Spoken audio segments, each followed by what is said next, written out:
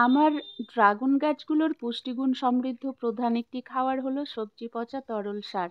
আমি পুরো গরমের কয়েকটি মাস এইভাবে সবজি পচা তরল সার তৈরি করে এই 5 লিটারের জারগুলোতে ভর্তি করে রেখে দিই। সারা বছর নিয়মিত সবজি পচা তরল সার ড্রাগন গাছগুলোর গোড়ায় দিয়ে থাকি। তারপরেও অনেকগুলো জার এখনো ভর্তি আছে।